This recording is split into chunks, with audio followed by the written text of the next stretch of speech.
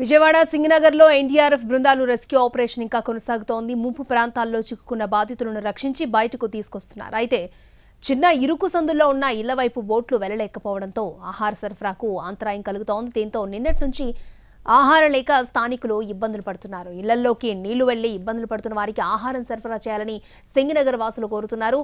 ఆహారం లేక ఇబ్బందులు పడుతున్నాము అంటూ వాళ్ళు ప్లకార్డులు చూపిస్తూ విజ్ఞప్తి చేస్తున్నారు.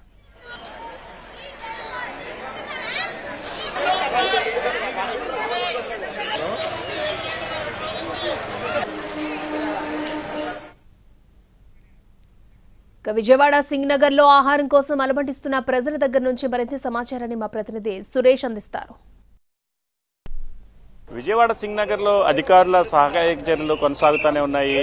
రాత్రి నుంచి మొదలుపెట్టిన సహాయక చర్యల్లో ఇప్పటికే సింగనగర్ తో పాటు రాజరాజేశ్వరపేట, ఇందిరానాయక్ నగర్ లో చిక్కుకున్న బాధితులను ప్రత్యేక పడవల ద్వారా వాళ్ళు బయటికి తీసుకొచ్చే పరిస్థితి ఉంది. ప్రస్తుతం మనం సింగనగర్ దగ్గర ఉన్నాం. ఇక్కడ చూసినట్టయితే ఎవరైతే ఈ ఎన్డీఆర్ఎఫ్ తో పాటు అటు ఫైర్ సిబ్బంది, పోలీసుల సాయంతో ప్రత్యేక బోట్ల ద్వారా బయటకు వచ్చారు బాధితులు మొత్తం ఇప్పుడు ప్రస్తుతం తమ ఇతర ప్రాంతాలకు తరలి వెళ్లే ప్రయత్నాల్లో ఉన్నారు. అంటే రాత్రి నుంచి ఎన్డీఆర్ఎఫ్ తో పాటు అటు ఫైర్ సిబ్బంది కూడా పూర్తి స్థాయిలో నిమగ్నమై ఉన్నారు. ప్రత్యేక బోట్లను కూడా ఇక్కడికి తీసుకొచ్చి ఈ ముంపు ప్రభావిత ప్రాంతాల్లో పర్యటిస్తూ ఏదైతే ఫస్ట్ ఫ్లోర్లు మునిగిపోయి ఇబ్బందులు పడుతున్నారో అటువంటి వారిని ముందు బయటికి తీసుకొచ్చే కార్యక్రమాలని చేపడుతున్న పరిస్థితి. బయటకు వచ్చిన అనంతరం వారికి ఆహార పదార్థాలను కూడా ప్రస్తుతం అందజేస్తున్న పరిస్థితి. అయితే లోపల చిక్కుకున్న ప్రాంతాలకు పడవలు వెళ్ళలేని ప్రాంతాలకు మాత్రం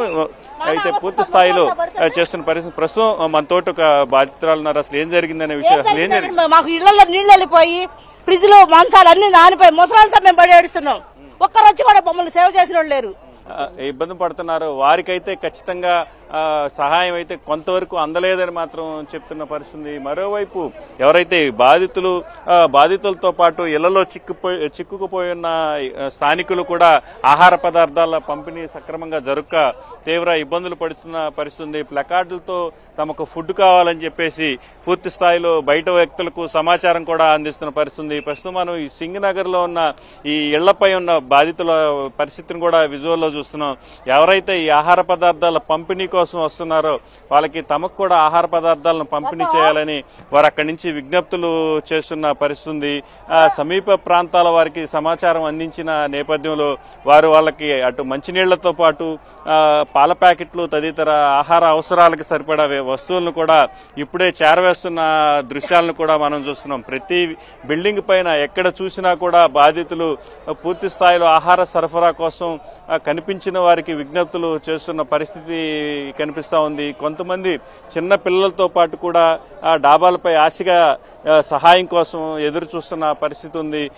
ప్లకార్డుల ద్వారా తమకు ఆహారం కావాలని చెప్పేసి విజ్ఞప్తులు చేస్తున్న పరిస్థితులు కూడా మొత్తం గమనించవచ్చు. మొత్తం ఏదైతే ఇటు ఎన్డీఆర్ఎఫ్ తో పాటు సహాయక బృందాలు పూర్తి స్థాయిలో పూర్తిగా మునిగిపోయిన ఇళ్ల వైపు దృష్టి సారించి పడవలు వెళ్లే ప్రాంతంలో ఆహార పదార్థాల సరఫరా చేస్తున్నారు. అయితే ఏదైతే ఈ పడవలు వెళ్లలేని చిన్న చిన్న ఇరుకు ప్రాంతాలు ఉన్నాయో అక్కడ మాత్రం ఆహార పంపిణీ సక్రమంగా జరగక స్థానికులు ఇబ్బందులు పడుతున్న పరిస్థితి. ఏదైతే ఈ చిన్న చిన్న ఇరుకు ప్రాంతాల్లో కూడా బాధితులు ఇబ్బందులు పడుతున్న తరుణంలో ఖచ్చితంగా ఆహార సరఫరా చేయకపోతే ఇబ్బందులు పడతామని వాళ్ళు మాత్రం చెప్తున్న పరిస్థితి.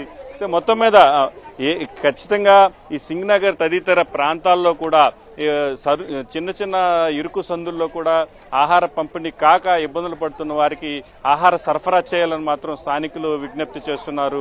అధికారులు స్పందించి ఖచ్చితంగా ఆహారాన్ని పంపిణీ చేయాలని మాత్రం కోరుతున్న పరిస్థితి కనిపిస్తుంది. ఇప్పుడు ఇది ఇక్కడ సింగనగర్ లో ఉన్న తాజా పరిస్థితి. కెమెరామెన్ నారాజ్తో సురేష్.